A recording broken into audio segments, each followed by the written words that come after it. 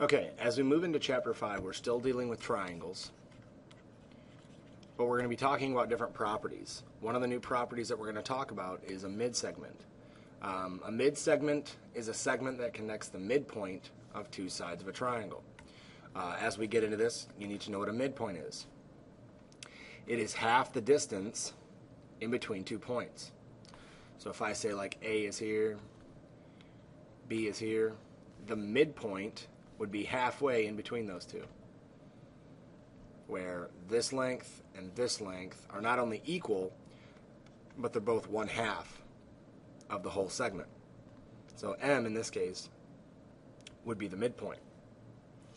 A mid-segment connects two midpoints. So if we look at this diagram over here, we have 3 sides of a triangle, and so we have 3 halves. We have each side gets bisected, and we have a new midpoint. So we'll just highlight these sides so that we can identify the midpoints and then talk about the mid-segments. There's our 3 sides. And the first thing I want to look at is on side AB, we can see the midpoint is M. So that AM is 1/2 of AB. Let me write that above it. This is something that a lot of students struggle with.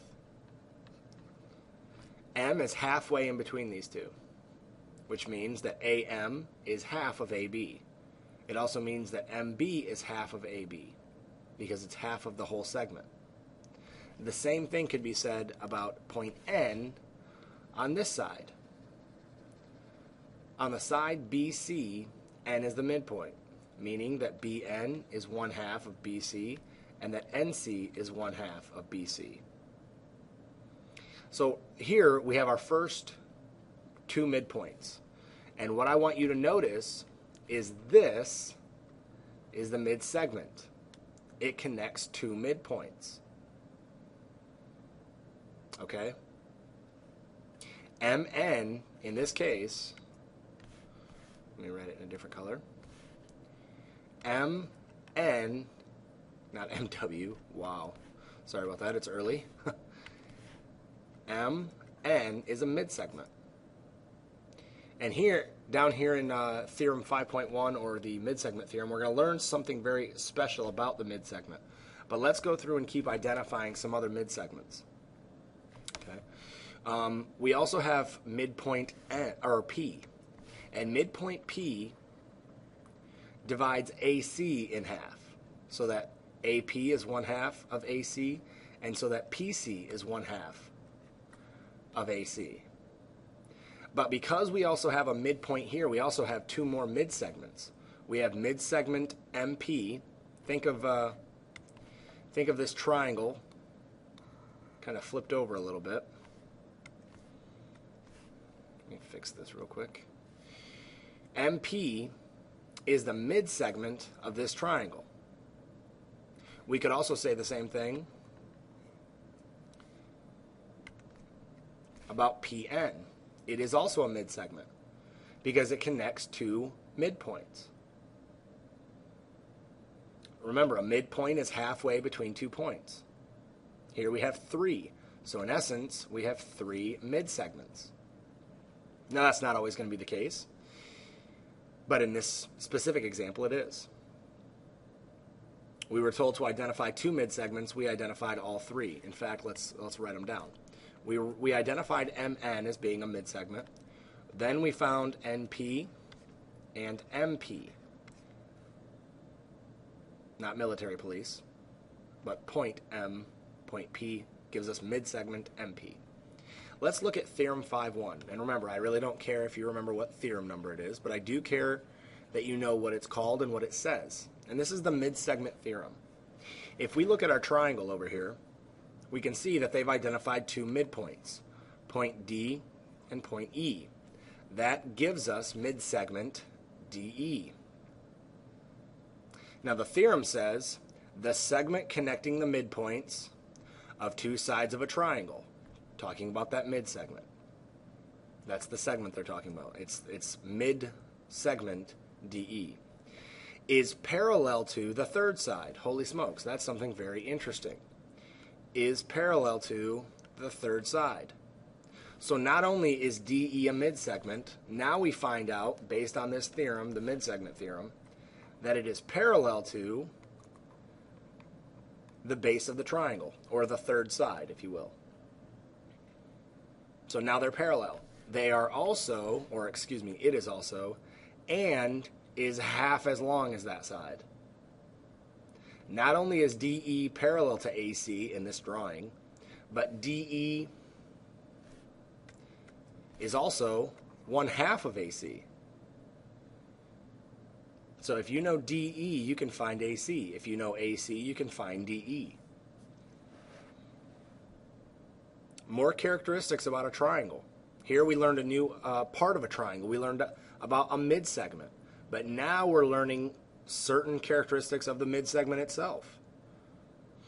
We're finding out that triangles aren't just triangles. They have tons of capabilities. They have tons of characteristics. As we go through geometry, you're going to find out that the most stable structure is a triangle.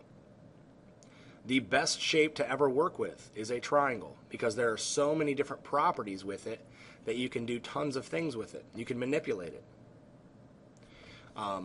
If we take that idea of the mid-segment theorem and we apply it, here we've got a drawing. Now, if you look, it is the exact same drawing that we just had. Right here. Okay? We're given triangle ABC, and we're given 3 midpoints, point M, point N, and point P. Now, let's read example 1. If MN, NP, excuse me, let me use a different color,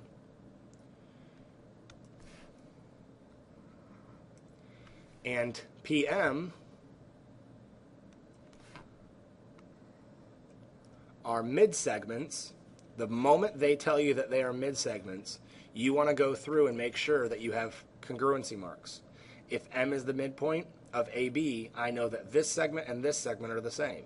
Make sure that they have congruency marks. I know that N is the midpoint of BC, so that we need to have congruency marks here. I also know that P is the midpoint of AC, so that this segment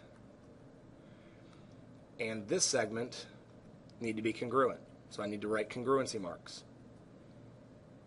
Now what we're told to is solve for X, Y, and Z. Well, let's start off in alphabetical order. The first thing I see is point X, or X is right here. Now they're telling me that X is the distance of AM. What do I know about AM? What does AM equal? Well, first of all, M is a midpoint, which means that it cuts AB in half. So AM is half of AB. This is 1/2, and this is 1/2. Does that help me solve anything? Do I know what AB even is? No, I don't. So sadly, that identity, although it's true, doesn't really help me solve for X. What else do I know? I also know that AM is congruent to MB. Well, if they're congruent, then they're also equal. And if I look close enough, I can see that they actually gave me what MB equals. So I'm going to come down here and I'm going to substitute in 13 for MB. And I found out that AM is 13, which means that X, I'm going to use substitution again because they gave me X as AM. So I substitute X. I found out that X is 13. Not too bad. In fact, I'm going to erase all this so I have a little bit more room. You don't need to do this. You might have a little more room on your paper. But there's X. Now let's look for Y. I found Y right here. Y represents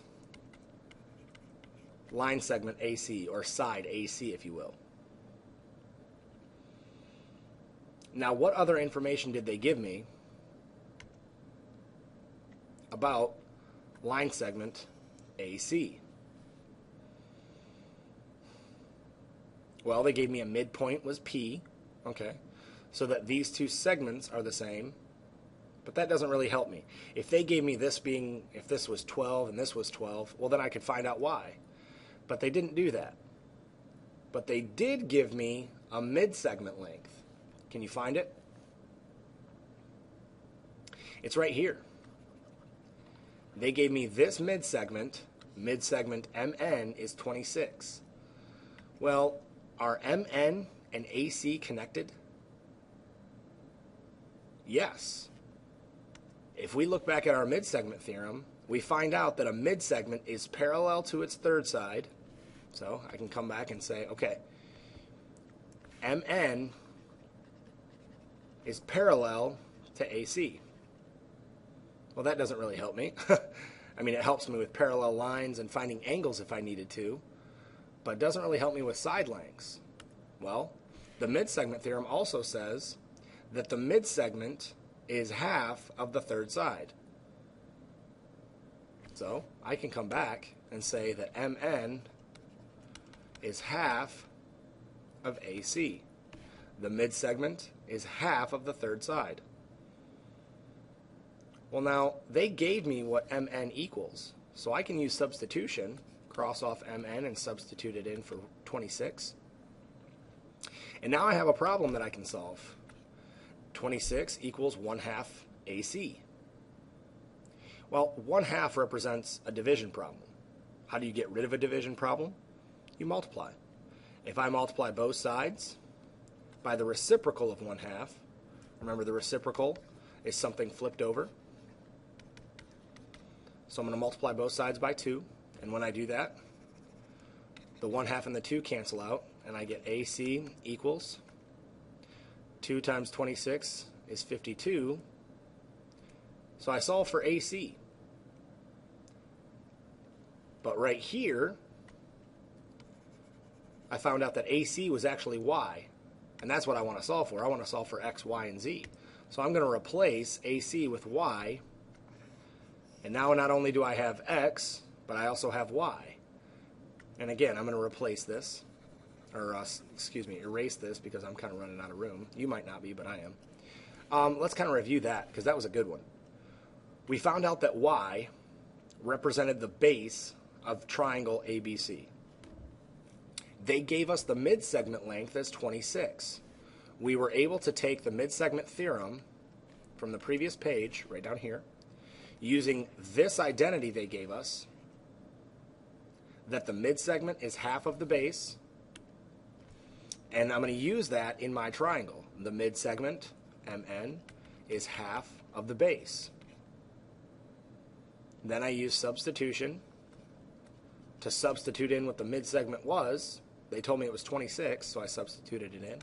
Then I used my algebra to solve for AC, because AC also is the same thing as Y. So in essence, I was solving for Y there. That was a good problem. I like that one. So now the last thing we need to solve for is Z. Now there's a lot of markings on this paper, or on this problem, so I'm going to erase this just so we can identify where Z is. And we'll re-highlight it here in a second. Here I found Z. And what is Z? Z represents this line segment, MP. Z equals MP.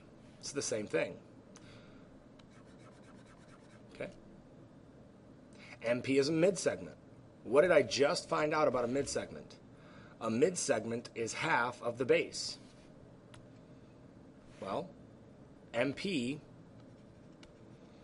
is 1/2 of the base, which in this case is BC. Now I'm going to substitute MP for Z and say that Z equals 1/2 of BC. They gave me one more piece of information that I can substitute into this problem. Can you find it? If you look hard enough, you'll see that BC equals 18. So I'm going to substitute in 18 for BC.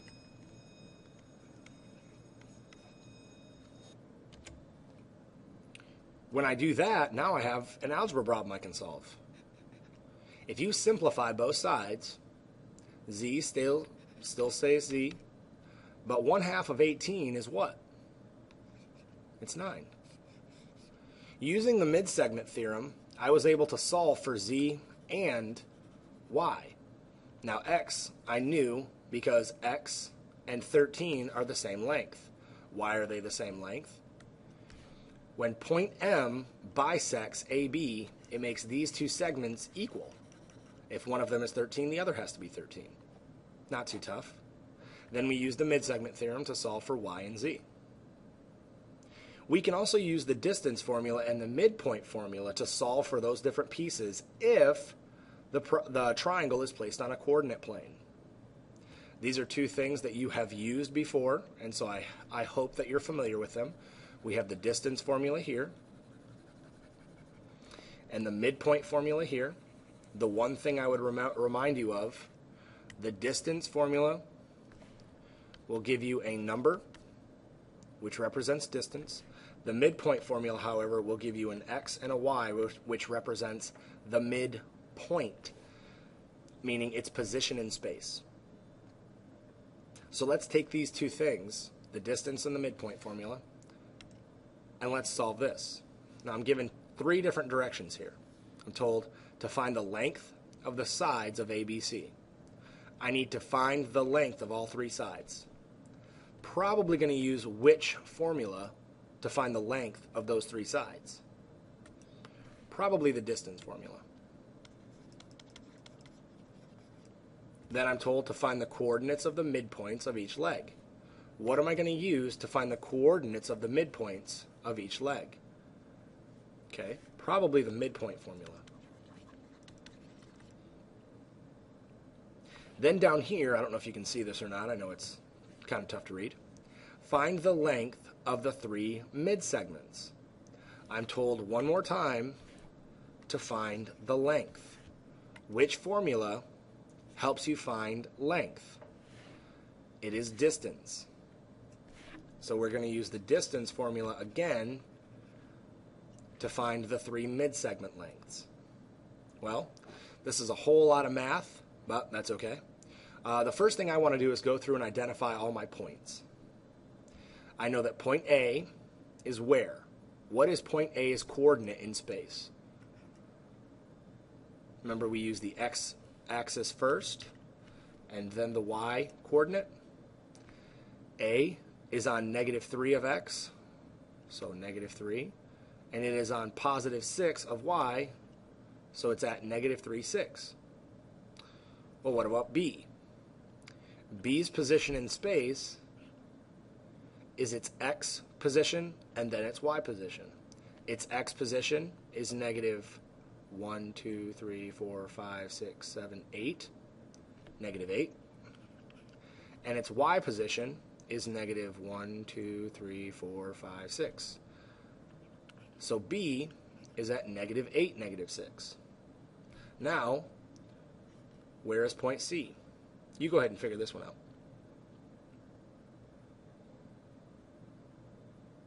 Do do do do do do do do do do do do do do do do. Okay, that's long enough. C is at 1, 2, 3, 4, 5, 6, 7, 1, 2, 7, 2. Hopefully you got that. We're going to use these 3 points to find our distances. Now, because the distance formula takes so much space, we're actually going to do it over here. I'm going to write my 3 points again.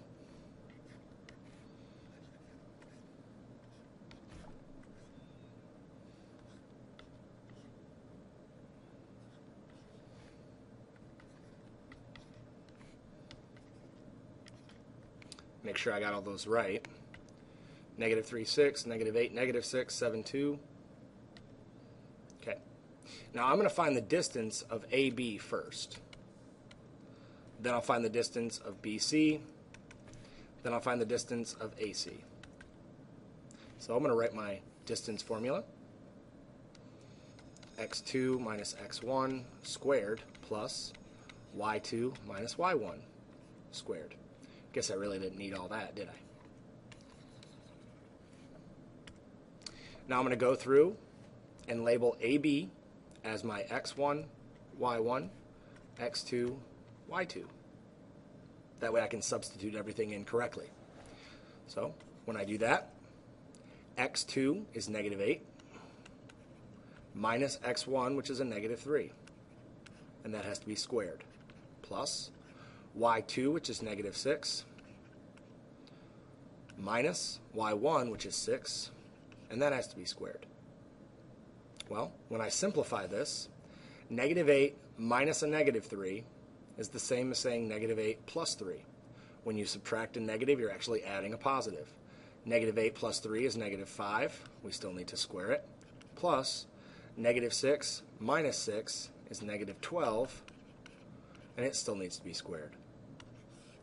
Negative 5 squared, which is the same as negative 5 times negative 5, should be positive 25. Remember, you'll always get a positive answer when you square something. Plus, negative 12 squared, or negative 12 times negative 12, is 144. Well, when you add that together, 25 and 144 should give you 169. The square root of 169. Anybody know it? 13. Maybe you had to use your calculator, not a big deal. Mr. Gentry is going to bring up his calculator just to be sure. 169 square root 13. Perfect. Beautiful. Love it. Which tells me that AB is 13, whatever. Maybe it's feet, maybe it's miles. But it's 13. So now I'm going to erase this. Maybe you can just work to the side of it.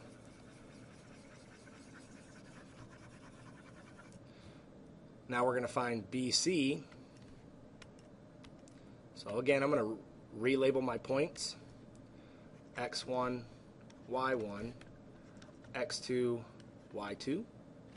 That way when I substitute everything in, I can label it correctly. X2 is 7 minus X1, which is a negative 8, squared, plus Y2, which is 2, minus Y1, which is negative 6, and that needs to be squared. I'm going to simplify this. 7 minus a negative 8 is the same as saying 7 plus 8, which is 15, and it needs to be squared. Plus 2 minus negative 6 is the same as saying 2 plus 6, which is 8, and that needs to be squared. Now this one here, 15 squared, is a tough one. Maybe you need your calculator. 15 squared is the same as saying 15 times 15, which is 225. 8 squared, or 8 times 8, is 64. When you add these two together, maybe you need to do it over here, not a big deal. 5 plus 4 is 9. 2 plus 6 is 8. We drop down the 2 because we're not adding it to anything, and we get 289.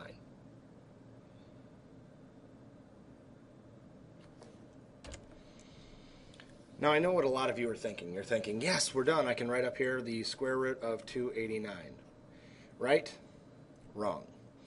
And the reason I knew that some of you were thinking that was because I'm psychic. Not really. The reason we can't use this answer is because it's not reduced. 289 is not a prime number, I don't think. Let me punch it in my calculator real quick.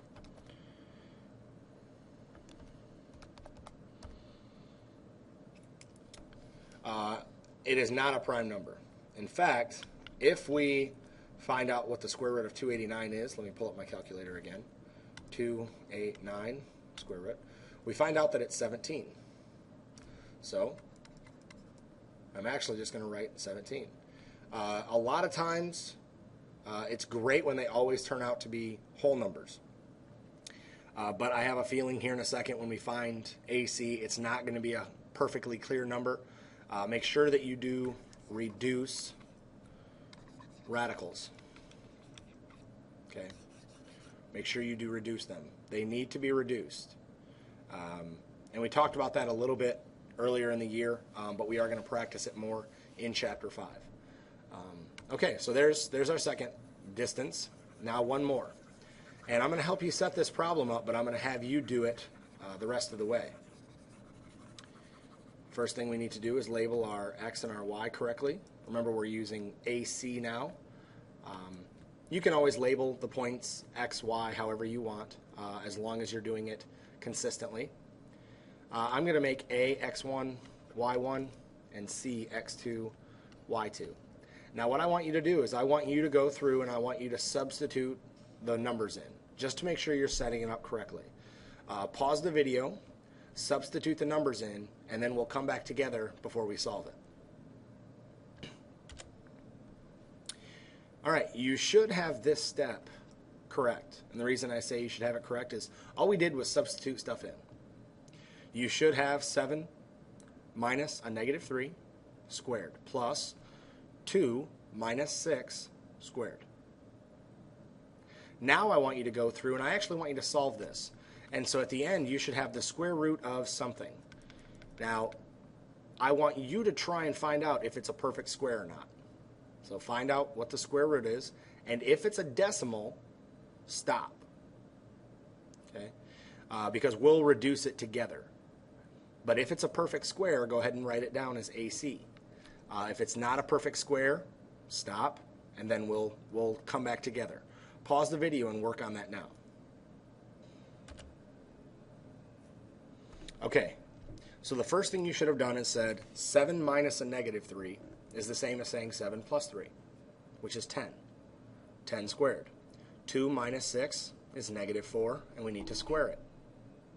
We keep simplifying. 10 squared is 100. Negative 4 squared is 16, so we have 100 plus 16. 100 plus 16 is 116. I punched it in my calculator to find out if it's a perfect square, and this is what I got. I got 10.770329661. That is not a perfect square, so I cannot write it, or can't write my answer as the square root of 116. But I need to reduce 116 and find out what the square root of 116 reduces to, or what it simplifies to. So what I'm going to do right away is just start dividing it by numbers, by prime numbers. I can see that this is an even number because the last digit is even, so I know that 2 will go into it. Well, if I divide 116 by 2, I'm going to get 58. 58 is even, so I'm going to divide it by 2 again and get 29.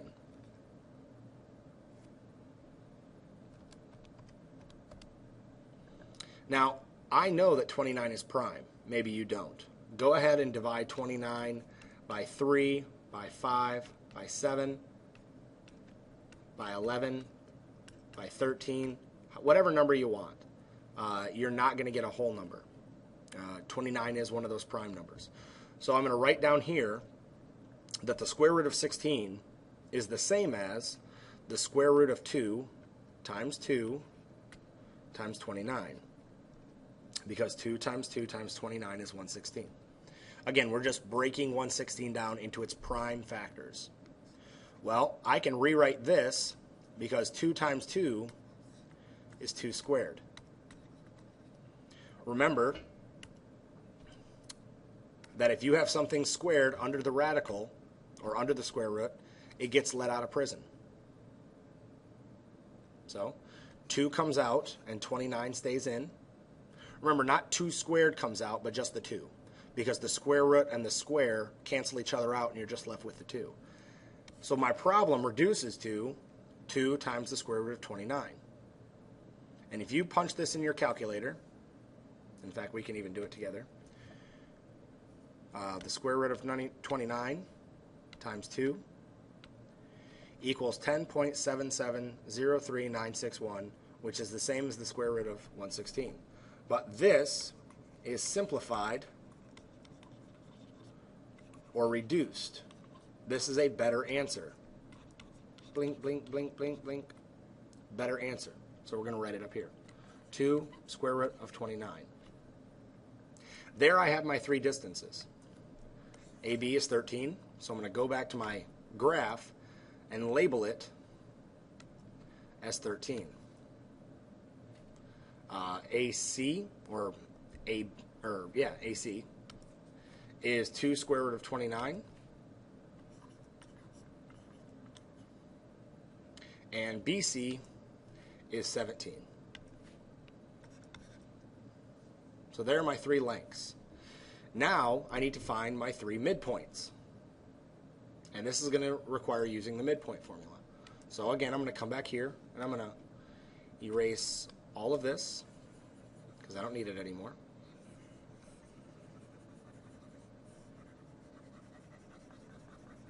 You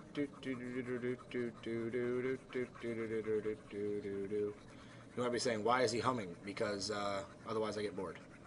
And the video would be very, very boring if all you saw was an eraser going across the board very, very slowly. So you get to listen to my majestic voice. Not really.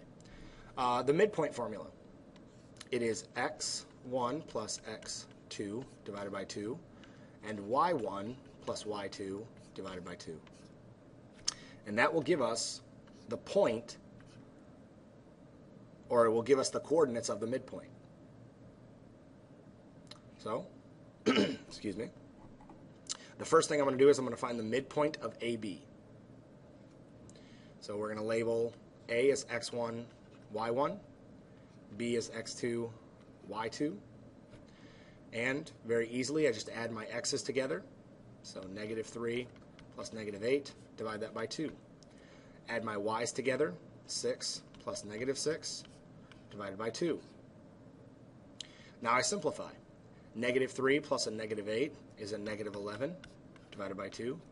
6 plus a negative 6 is 0, divided by 2. Notice how we keep the brackets, the parentheses, the entire time.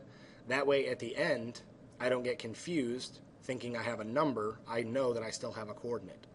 Now, negative 11 divided by 2 is negative 5 1/2. 0 divided by 2 is 0. So the midpoint of AB is at negative 5 1/2, 0. Let's go up and find out. If the midpoint is at negative 5 1/2, 0, that's my x. Negative 5 1/2 is my x. So I go over negative 5 1/2. And y is my 0, so I don't go anywhere on the y-axis, up or down. I can just label that the midpoint. And as I see, AB goes right through that point. So this must be the midpoint. Then I need to keep going. I'm going to find the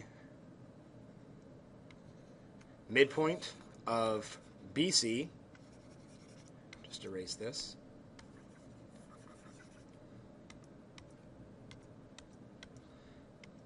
B is going to be my x1, y1. C is going to be my x2, y2. So I can add my x's together. Negative 8 plus 7. My y's, negative 6 plus 2. Now I simplify. Negative 8 plus 7 is a negative 1. Divide that by 2. Negative 6 plus 2 is a negative 4. We're going to divide it by 2. Negative 1/2 is just a negative 1/2. We're not going to put 0.5. We're not going to change it to a decimal. We want to leave it as a fraction. Negative 4 divided by 2, however, is a negative 2. So BC, the midpoint of BC, is at negative 1/2, negative 2. Negative 1/2, negative 2. There's the midpoint of BC. I'm going to write the midpoints over here. Negative 1/2, negative 2. Now I need to find the midpoint of AC. So I'm going to go back here. Erase this stuff. Find out what my new midpoint is going to be at. And I'm going to label A as my x1, y1. C as x2, y2. If I add my x's together, I get negative 3 plus 7. My y's, 6 plus 2. Negative 3 plus 7 is 4 divided by 2. 6 plus 2 is 8 divided by 2. 4 divided by 2 is 2. 8 divided by 2 is 4. I found the midpoint of AC is at 2, 4. So I'm going to come back up here. 2, 4. Bingo. Not too tough. Now I'm told to find the length of the 3 mid-segments. So I need to find the distance from here to here, from here to here, and from here to here. I don't know why that did that, why it just kind of blurred out. Try it again. That's better. We need to find the length of those 3 mid-segments. Now, I want you to look here. We wrote down to use the distance formula. Do I need the distance formula? Some of you might be saying yes, some of you might be saying no. I want to take you back in our notes to this concept right here. That a mid-segment is half the distance of the base, or the third side. Now we found that to be true in example 1 when we solve for x, y, and z. Can I apply that same thing down here? If I know the length of all 3 sides, can't I find the length of the mid-segments? We're going to do a little bit of highlighting real quick, just so that we can color coordinate everything. That mid-segment is half of that side. Well, we need to label these. We'll call it M, N, and P. I know that mid-segment NP is half of this segment, or this side, which is AB. Now, I don't know what NP is. In fact, that's what I'm actually looking for. But I know that it's half of AB. I also solved that AB is 13. So I'm going to substitute it in right over here. If I simplify this, 1/2 of 13 is 7 1/2, or 7.5. I know that NP is 7.5.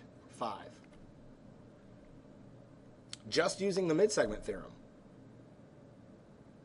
Look at what we did. We wrote an identity. We wrote a geometric identity comparing the mid-segment with the base. NP is my mid-segment, and I know that it's half of my base, or my third side. So I can write NP equals 1/2 of AB. Then I substituted in what I know. I only know 13. I know that AB is 13, so I substitute 13 in for AB. Then I simplify that, and I find out that NP is 7.5. I want you to go through and solve using the midpoint formula, or the mid-segment theorem. I want you to go through and I want you to solve for the other 2 missing mid-segments using the mid-segment theorem right here. Pause the video, and when you're done, go ahead and hit play. Okay, hopefully you had enough time to work out those 2 other mid-segment lengths. The first one that I want to look at is MN. And if we look at our diagram, MN, let me highlight it so everybody is on the same page. MN should be, based on the mid-segment theorem, should be half of BC. Again, based on the mid-segment theorem, the mid-segment should be half of the third side. Well, BC is 17, which means that MN is half of 17. We just substitute in right here. Simplify that, 1/2 of 17, you can use your calculator, and you'll get MN as 8.5. Now, hopefully you did that one correctly. The next one is a little bit trickier. And the next one is MP. Again, not military police. MP is half, based on the mid-segment theorem, is half of AC. So we can write down that statement, that MP is half of AC. And then if we look at our diagram, AC is 2 times the square root of 29 in length. So we substitute that in right there. MP is 1/2 of 2 times the square root of 29. Now, it'd be very, very easy at this point right here to punch that in a calculator, hit enter, and get a decimal like 5.85 or something. Okay? But instead, I want you to look at this. I want you to look at the way math kind of works itself out. If I multiply 1/2 times 2 times the square root of 29, In essence, what I'm doing is dividing something by 2, right? 1/2, or multiplying by something by 1/2 is the same as dividing it by 2. 4 times 1/2, or 4 divided by 2, you both get 2. It's the same thing. So now I'm going to switch from multiplying it by 1/2 to dividing it by 2. When I divide that number, 2 times the square root of 29 by 2, the 2's cancel themselves out. You could even do that up here. The 2's cancel themselves out. When you multiply 2 by 1/2, it cancels out. And you're just left with the square root of 29. You don't need a decimal. You don't.